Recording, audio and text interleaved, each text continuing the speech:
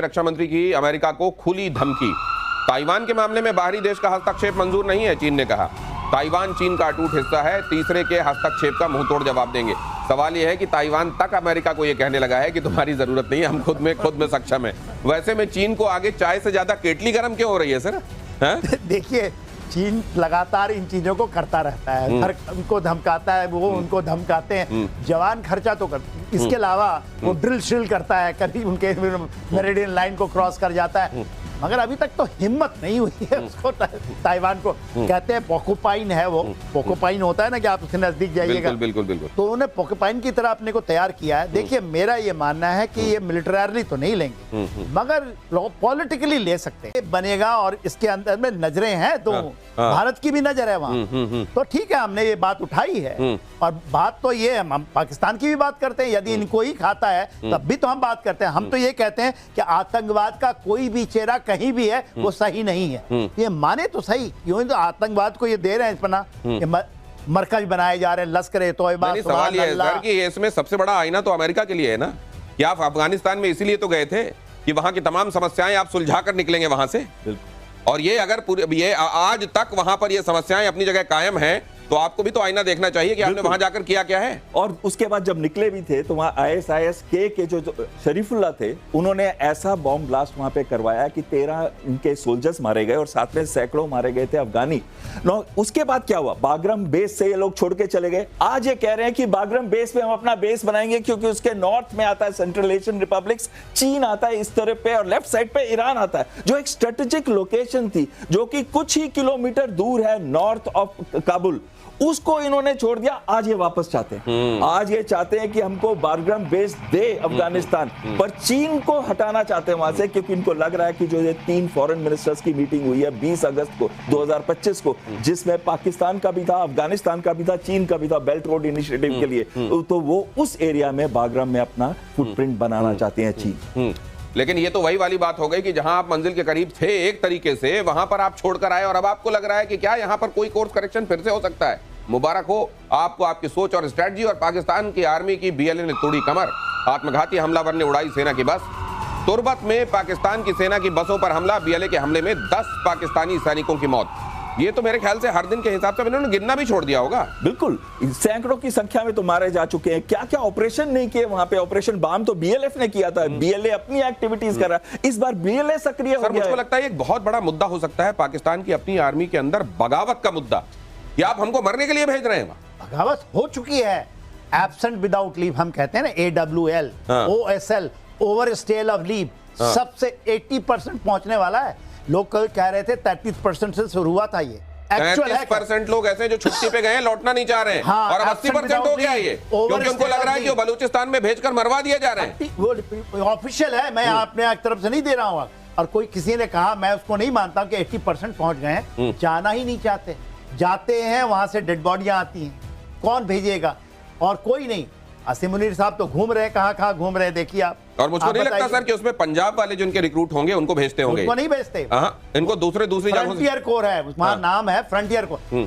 Frontier कौन है? वही बलूच है, वही खैबर पख्तूनख्वा के लोग हैं, पर उनको और उनके पास ना तो ज्यादा। और ये जब जाते हैं, जो पंजाब वाले जाते हैं, तो हेलीकॉप्टर का यूज करते हैं, क्योंकि इनको पता है कि एम्बुश हो जाएंगे और उधर से आएंगे, एयरस्पेस से मारेंगे। तो मारते हैं फाटा में, एरिया में, वजीरिस्तान में मारते हैं, चले जाते हैं, हमने काम कर लिया। तो इसमें एक चीज बड़ी इंपॉर्टेंट है कि दो तीन जो मेजर सिटीज हैं, जैसे हमने पहले भी बात करी थी, क्वेटा है या फिर ग्वादर है, उसको अगर आप छोड़ दे तो पाकिस्तान आर्मी की कोई रिट नहीं चल रही उनके रूरल एरियाज में। वहां पे बीएलए और डीएलएफ की रिट चलती है, यानी कि अगर पाकिस्तानी आर्मी सोल्जर को वहां जाना है सर, ये तो उनसे परमिशन लेनी पड़ेगी। ये क्वेटा कैंट को कब्जा कर सकते हैं? ये कर सकते हैं, लेकिन अभी उनके पास वो क्षमता नहीं है जिस क्षमता से एक स्ट्रेटिफाइड, एक फोर्टिफाइड एरिया के ऊपर वो कब्जा कर सकें। अगर करेंगे, सस्टेन कर सकें, क्योंकि करेंगे तो एक टारगेट बन जाएंगे। अभी तो अटैक और disperse, attack and disperse philosophy follow कर रहे हैं। क्वेटा में अगर वहां पे पूरा का पूरा कोर है सर क्वेटा में, तो अगर ये अटैक भी होता है तो कितने सारे मारे जाएंगे? सवाल तो ये भी है।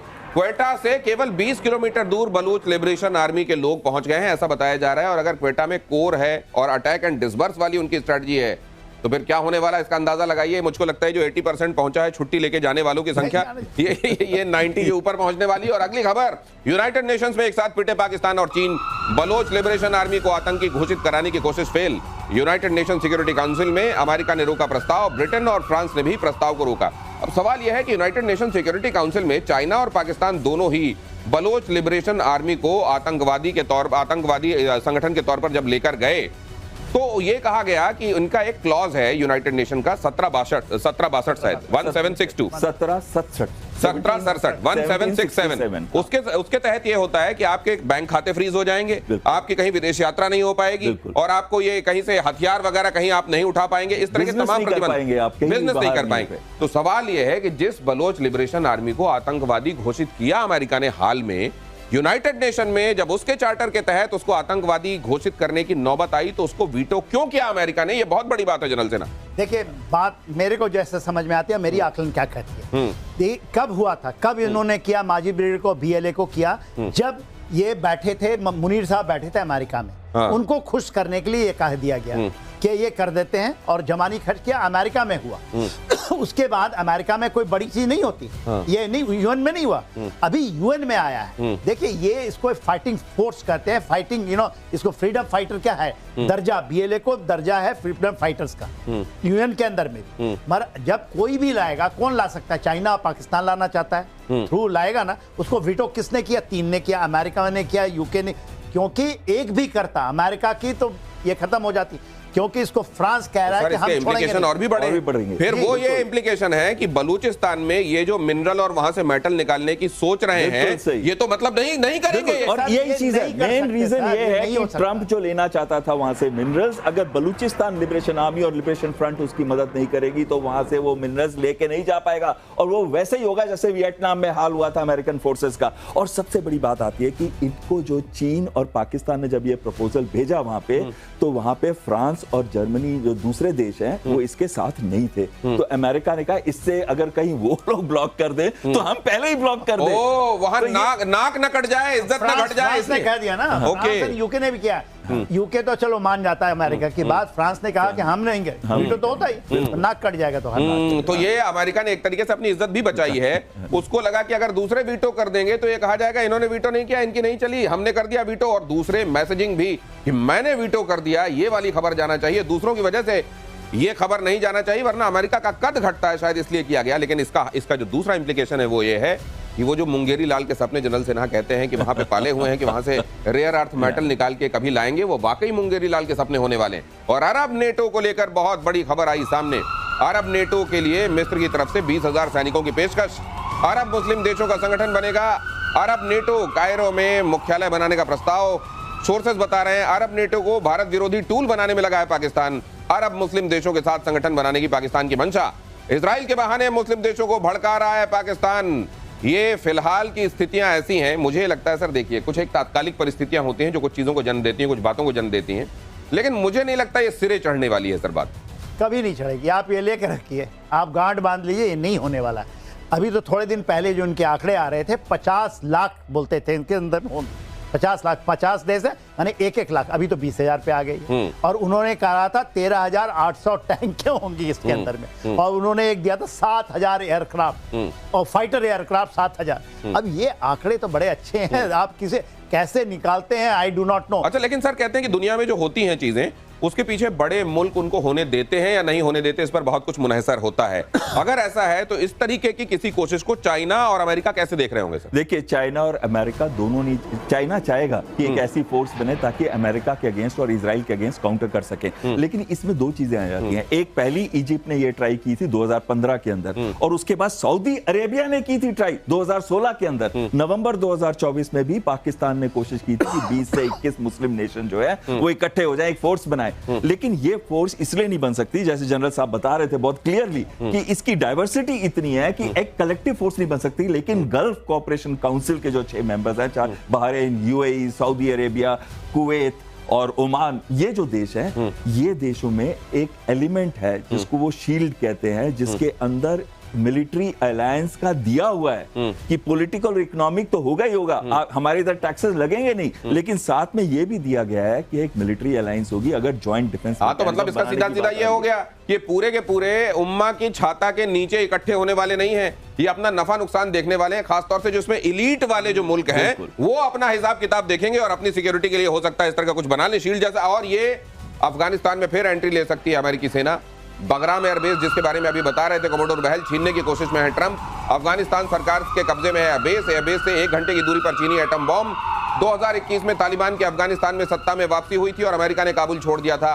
बगराम से भी अमेरिकी सैनिक चले गए, लेकिन अब एक बार फिर अमेरिका की नजर इस पर है। इस बेस पर नियंत्रण के लिए ट्रंप प्रशासन काम कर रहा है सर। लेकिन मुझे वही मैं कह रहा था कि जब आप पहुंच गए थे ऑलमोस्ट, जब सब कुछ आपके हाथ में ही था, अब आप एक बार फिर से पूरी लकीर फिर से खींचने की कोशिश कर रहे हैं। बिल्कुल, उस टाइम तो वो ये सोच रहे थे कि हम इन लड़ाइयों से, युद्धों से चले जाएंगे, हमें सब लोग पीस वाला कहेंगे, मेक अमेरिका ग्रेट अगेन उनके सेकंड टेन्योर में आ गया था। लेकिन कहीं ना कहीं ये बहुत इंपॉर्टेंट स्ट्रेटेजिक लोकेशन थी जो ये मिसकैलकुलेशन थी अमेरिका की और खासकर ट्रंप की थी। ट्रंप ने ही साइन किया था तालिबान और उनके साथ, लेकिन वो डील का जो साइन उन्होंने की उसका फायदा क्या हुआ? उसका फायदा तो चीन को हो रहा है, उसका फायदा तो पाकिस्तान को हो रहा है। ये गलती अब पहचान रहे हैं वो। अब वो चाहते हैं कि चीन बैकयार्ड ना बना ले अफगानिस्तान को, और साथ में यहां से तो वो मिडिल ईस्ट पाकिस्तान तो अगर ये रियलाइजेशन है तो बहुत लेट रियलाइजेशन है जनरल सिन्हा, लेकिन उसके बावजूद ये कर ले जाएंगे। ये आप सोचते रहिए, सोचने में क्या है। देखिए, जो बगराम एयर जो बेस है ना, इनका कमांड एंड कंट्रोल सेंटर, जब ये आए थे 2000 के समय, तो इन्होंने 20 साल वहां रहे।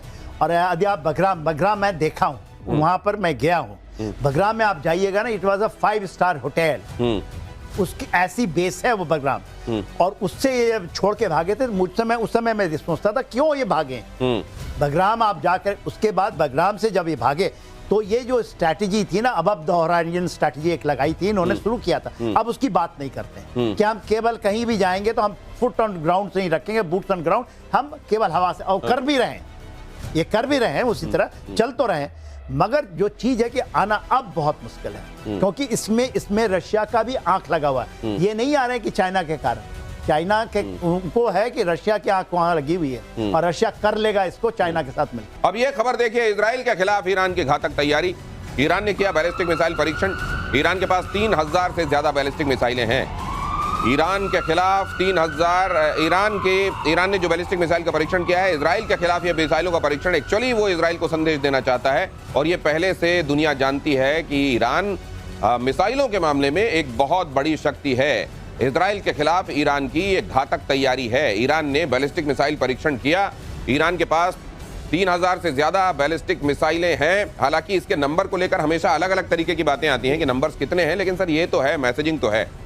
मैसेजिंग तो बहुत अच्छा। देखिए, इसकी जो रेंज है 2000 किलोमीटर की है और इसकी जो पेलोड कैरी करेगा 1.5 टन का है, 1500 केजी का। तो ये बहुत बड़ा है और इसलिए चिंता का बहुत बड़ा विषय है। इसके पहले इनके जो इंटरमीडिएट बैलिस्टिक मिसाइल्स हैं, इतने बड़े रेंज में 2000 का रेंज नहीं था, इसके पहले 1400-1500 का था, ये 2000 किया है।